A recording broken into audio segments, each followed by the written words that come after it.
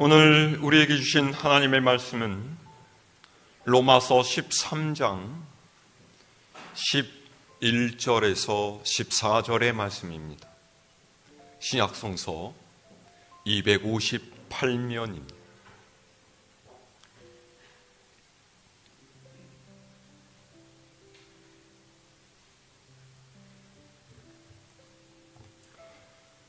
봉독하겠습니다. 또한 너희가 이 시기를 알거니와 자다가 깰 때가 벌써 되었으니 이는 이제 우리의 구원이 처음 믿을 때보다 가까웠음이라. 밤이 깊고 낮이 가까웠으니 그러므로 우리가 어둠의 일을 벗고 빛의 갑옷을 입자. 낮에와 같이 단정히 행하고 방탕하거나 술 취하지 말며 음란하거나 호색하지 말며 다투거나 시기하지 말고 오직 주 예수 그리스도로 옷 입고 정욕을 위하여 육신의 일을 도모하지 말라. 아멘.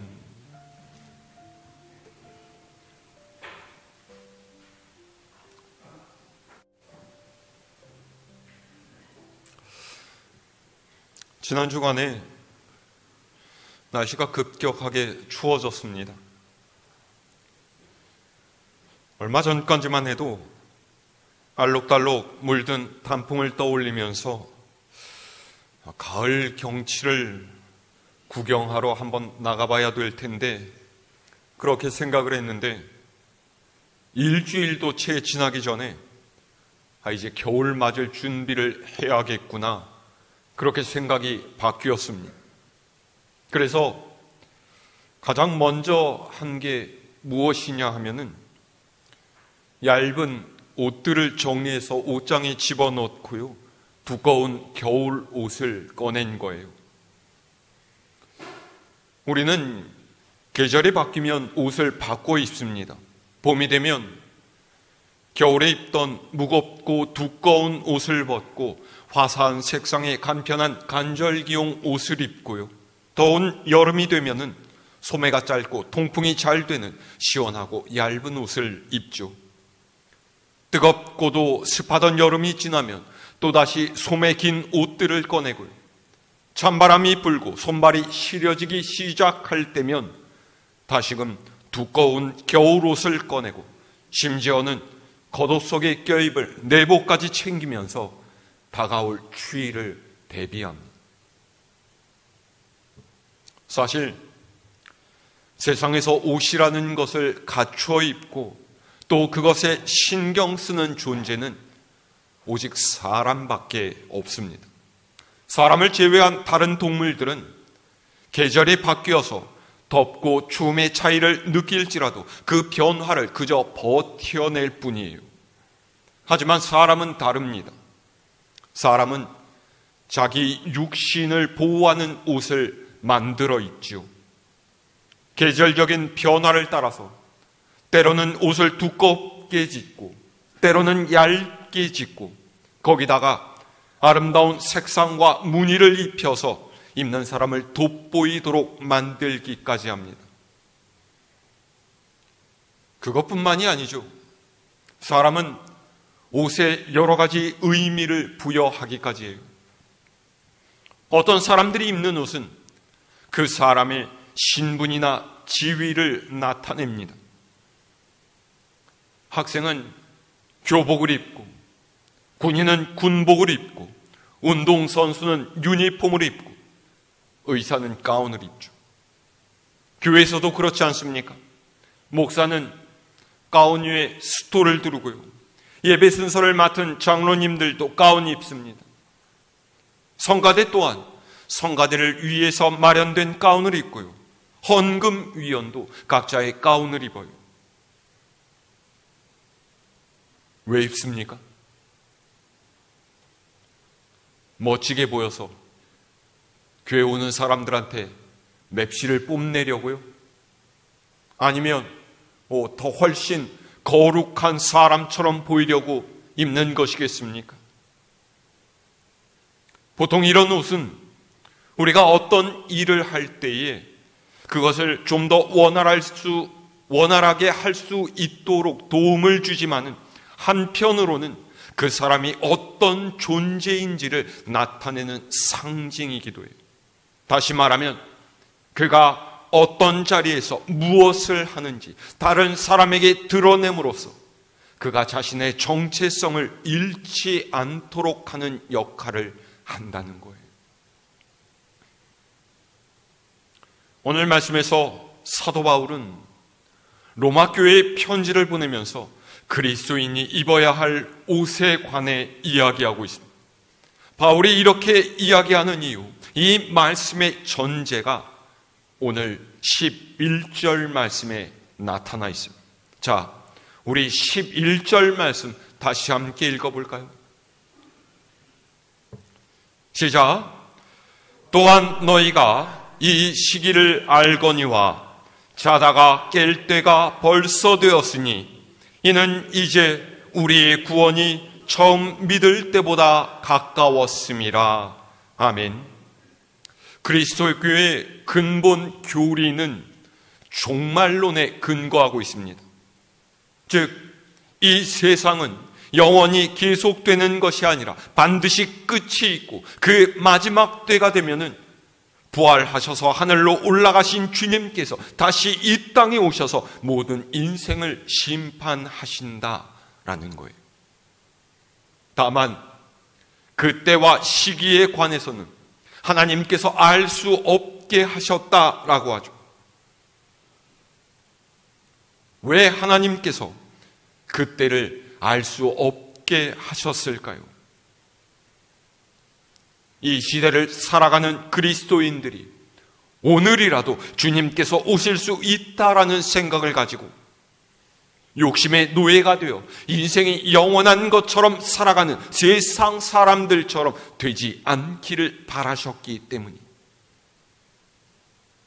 이 말은 믿는 이는 늘 주님의 오심을 바라보며 신앙의 긴장 가운데 살아가야 한다, 이런 뜻입니다. 그래서 사도 바울은요 11절에서 자다가 깰 때가 벌써 되었다라고 해요. 자다가 깰 때가 언제입니까? 여기서 자다가 깰 때란 밤에 침대로 들어가 자던 이들이 아침이 되어서 자리에서 일어난다, 이런 뜻이 아닙니다. 무덤 속에서 잠자던 이들이 일어나는 재림의 때를 의미해요. 주님께서 다시 오실 때가 벌써 되었다, 이런 뜻이죠. 11절 하반절은 우리 구원이 처음 믿을 때보다 가까워졌다라고 되어 있습니다. 여기서 구원이라는 말 또한 우리가 영원한 안식을 얻게 될 마지막 때를 표현하는 말이에요. 여러분, 이 말씀 잘 이해하실 수 있기를 바랍니다. 예수님께서는 제자들과 그분을 따르는 무리에게 자주 깨어 있어라 라고 말씀하셨어요. 그날과 그때는 아무도 모르고 오직 하나님만이 아시는데 생각하지 않은 때 마치 도적같이 주님께서 오실 것이라고 말씀하셨죠.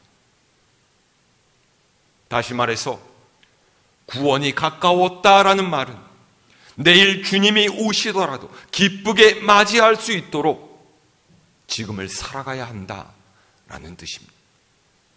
이 땅에서 영원히 살 것처럼 욕심을 내고 땅의 창고에 쌓기에 여념이 없는 생활을 해서는 안 된다라는 거예요. 할 수 있는 대로 최선을 다해서 믿음으로 살아가기를 힘쓰고 내 육신의 즐거움과 만족을 위해서 살아갈 것이 아니라 하나님께서 기뻐하실 만한 삶을 살아가야 한다라는 것입니다. 이것이 오늘을 살아가는 그리스도인이 가져야 할 바른 믿음과 삶의 자세입니다. 자, 12절 말씀도 읽어볼까요? 시작. 밤이 깊고 낮이 가까웠으니 그러므로 우리가 어둠의 일을 벗고 빛의 갑옷을 입자. 아멘. 보세요. 밤이 깊고 낮이 가까웠다라고 했습니다. 밤이 깊어질수록 주변은 캄캄해집니다. 어둠이 세상에 깔리면 밝을 때는 드러내놓고 하지 못할 짓을 하는 이들이 날뛰기 마련이에요. 이 말은 당시 교회가 또 믿음의 사람들이 처해 있던 상황을 의미하고 있습니다. 네로 황제가 자신의 기분을 따라서 로마에 불을 지르고 그 화재의 범인으로 그리스도인들을 지목했습니다. 그 이후에 믿는 이들을 향한 엄청난 박해가 일어났죠. 곳곳에서 그리스도인이라고 알려진 사람들이 병사들에게 잡혀가고 잔혹하게 처형을 당했습니다. 이 박해를 피하기 위해서 집과 일터를 버리고 다른 곳으로 떠난 이들도 있었고요. 자기의 안위를 위해서 다른 사람을 밀고 한 사람도 있었습니다. 신앙을 부인하면서 교회에서 나간 이들도 있었고요. 일부는 카타콤 같은 비밀 장소로 숨어드는 이들도 있었죠. 충분히 이해가 갈 만한 상황입니다. 내가 그리스도인이라는 것을 드러내놓고 살다가는 당장 로마 병사들에게 콜로세움으로 끌려가서 맹수들에게 던져지거나 십자가에 달려 화형을 당하는 일이 매일처럼 일어났기 때문이에요. 죽음의 위험 앞에서 두려워하지 않는 이가 얼마나 많겠습니까? 그런데 바울은 밤이 깊으면 도리어 낮이 가까운 줄 알아야 한다라고 해요. 믿는 이를 향한 고난과 시련이 극심해도 주님께서 오실 날이 가까워진다라는 거예요. 이런 때에 믿는 이가 해야 되는 것이 무엇입니까? 어둠의 일을 벗고 빛의 갑옷을 입는 거예요. 이 말은 그리스도인답게 살아야 한다라는 것이고 우리의 믿음이 삶이 되어야 한다라는 뜻입니다. 자, 그 아래 13절 말씀 읽어볼까요? 시작. 낮에와 같이 단정히 행하고 방탕하거나 술 취하지 말며 음란하거나 호색하지 말며 다투거나 시기하지 말고. 아멘. 사도 바울이 12절에서 말한 어둠의 일이 13절에 기록되어 있어요. 그게 무엇입니까? 첫 번째로 방탕한 생활이에요. 방탕하다라는 것은요, 밤중에 골목을 쏘다니면서 소란을 피우는 건달들의 행태를 가리키는 말입니다. 그러니까 이 말은 자기 기분 내키는 대로 산다라는 거예요. 한번 사는 인생, 내 마음대로, 내 멋대로 살아보자. 할 수 있는 것 다 해보고 즐길 수 있는 것 다 즐겨보자. 어차피 죽으면 흙으로 돌아가는 게 사람 아니냐, 이런 것이죠. 그 다음으로 이런 방탕한 생활에 꼭 빠지지 않는 것이 취하도록 술을 마시고 음란한 욕구를 채우는 일입니다. 몸이 원하는 대로, 마음에 든 욕심이 시키는 대로 자신을 제어하지 못한 채로 그냥 내버려 두는 거예요.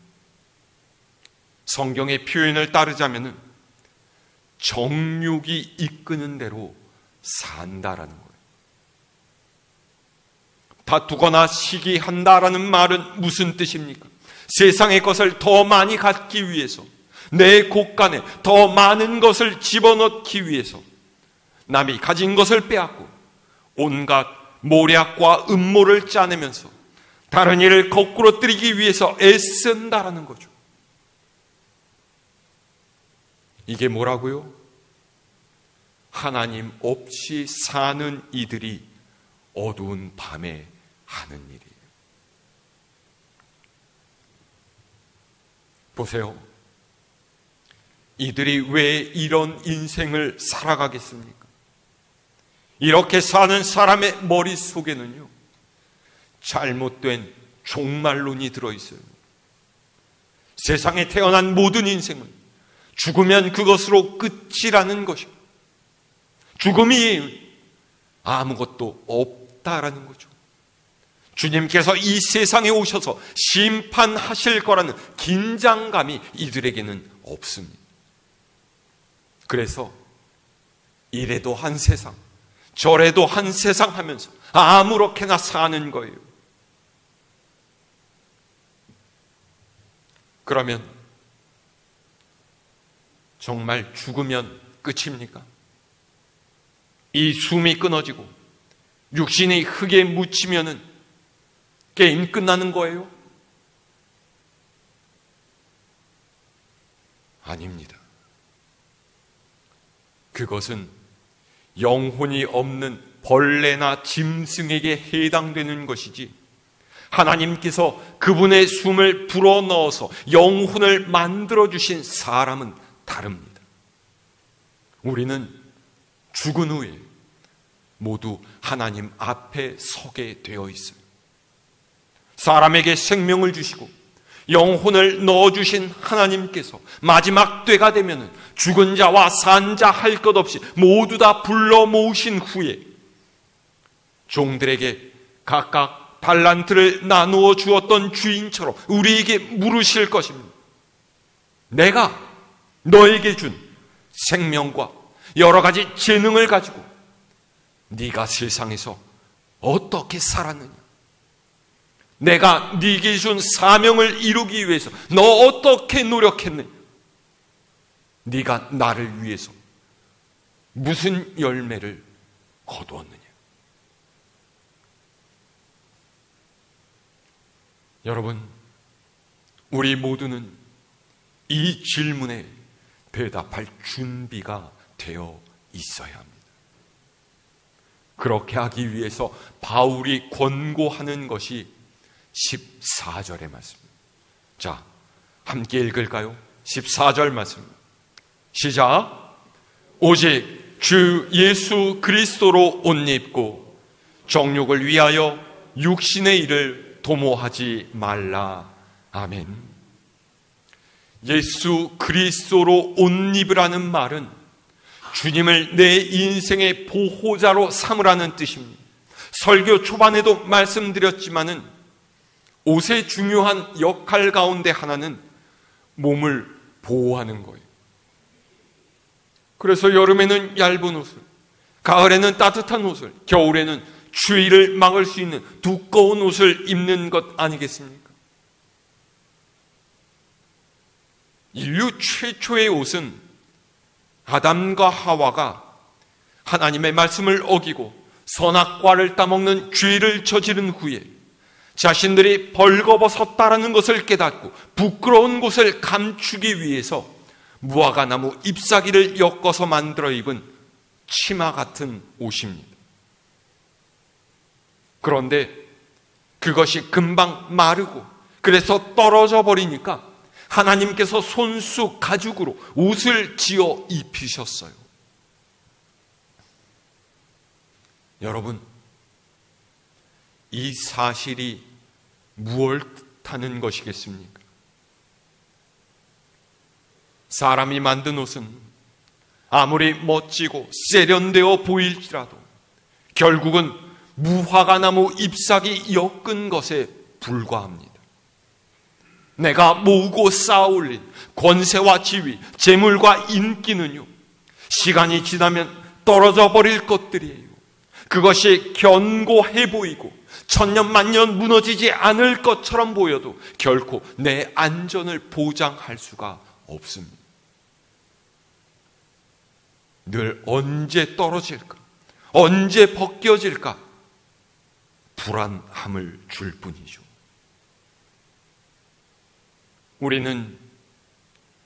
하나님께서 지어주신 가죽옷을 입어야 합니다.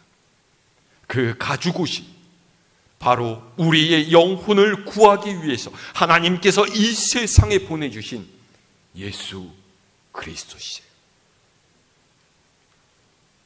세상이 변하고 우리를 둘러싼 상황이 바뀌어도 주님께서는 언제나 우리를 사랑하시고 그분의 품에 안아주시며 나를 위로하시고 격려하시는 분이십니다.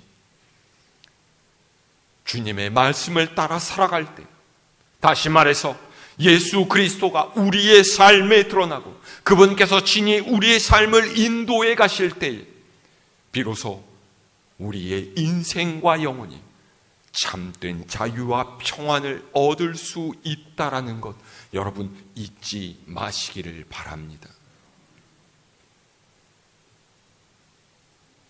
그런데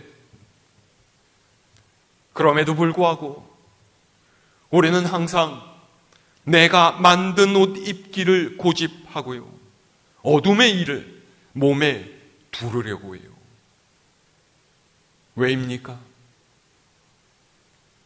우리 안에 있는 죄성 때문에, 하나님 없이, 아니 내가 하나님이 되어서 내 멋대로 살아가려고 하는 욕심 때문이죠.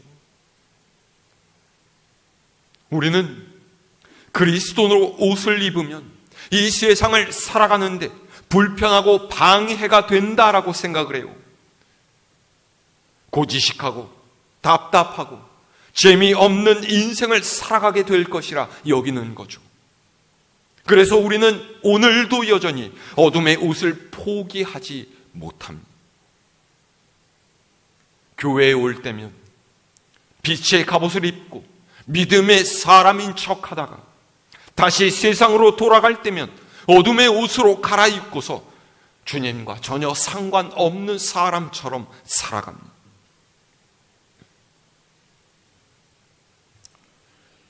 보세요. 사도 바울이 지금 이 이야기를 누구에게 하고 있어요? 세상에서 정욕대로 살아가는 믿지 않는 사람들에게 하는 말이겠습니까? 아니에요. 로마 교회의 교인들에게 하고 있는 거예요. 너희가 마음대로 이것저것 골라서 갈아입을 것이 아니라 그리스도로 옷을 입고 그 옷에 맞는 신분과 자세와 품위대로 격조 있는 인생을 살아가야 한다. 그런 것이죠. 여러분, 같은 값이면 다홍치마라고 옷을 입으면 태가 나야 되지 않겠습니까? 옷이 날개라고 어둠의 일로 옷을 입으면 어둠의 자식이 되고요, 그리스도로 옷을 입으면 하나님의 자녀가 되는 거예요. 여러분, 어둠의 자식으로 살아가고 싶으세요?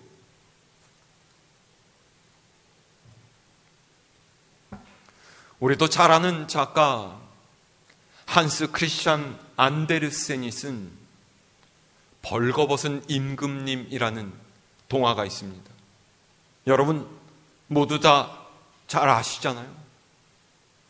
욕심 많고 허영심 가득한 왕에게 두 명의 재봉사가 나타나서 세상에서 가장 아름다운 옷감으로 세상에서 가장 멋진 옷을 만들 수 있겠다라고 이야기를 했습니다. 그들의 말을 듣고서 혹한 왕이 많은 돈을 주면서 가장 멋지고 화려한 옷을 만들어 보라고 했죠. 나중에 두 재봉사가 왕 앞에 나와서 옷을 완성했다고 하면서 이 옷은 어리석고 악한 사람 눈에는 보이지 않는 옷이라고 했어요. 사실 옷은 그 누구의 눈에도 보이지 않았지만 왕을 비롯해서 모든 신하들이 죄다 그들의 솜씨를 칭찬하면서 이렇게 멋진 옷은 생전에 본 적이 없느라고 했죠. 그래서 어떻게 되죠?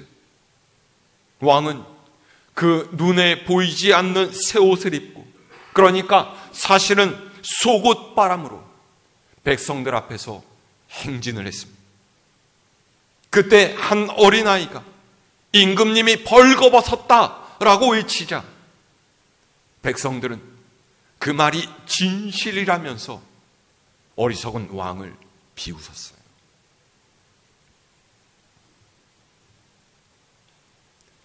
이 이야기에서 중요한 것은요, 허영심 많은 왕이 어리석게도 벌거벗은 채 백성들 사이로 행차했다라는 것이 아닙니다.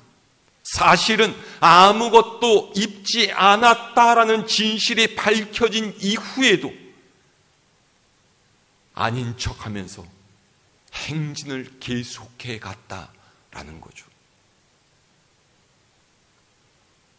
보세요.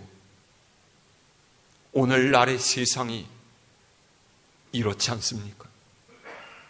손바닥으로 하늘을 가릴 수 없는데도 불구하고 나는 하늘이 보이지 않는다라고 뻔뻔스럽게 이야기하는 이들이 이 사회의 지도자요, 정치인들이라고 판을 치는 세상입니다.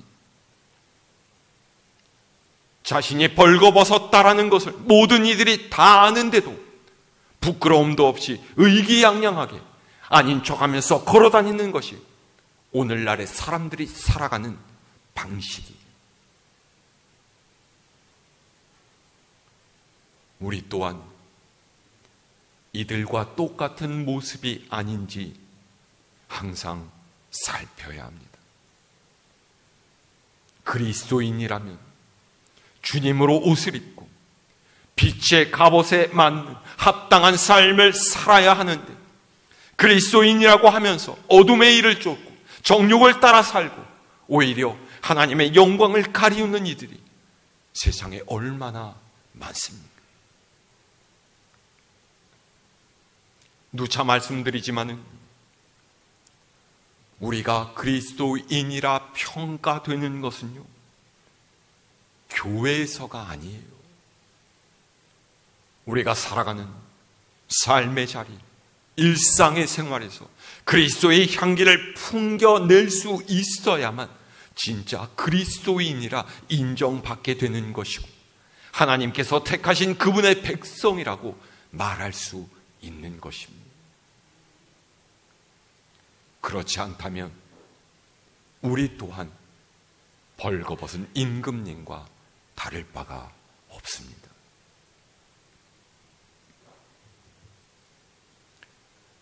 육신을 가리는 옷에만 관심하는 것이 아니라 우리를 하나님의 백성으로 살게 하는 옷에 관심하는 여러분 되시기를 바랍니다.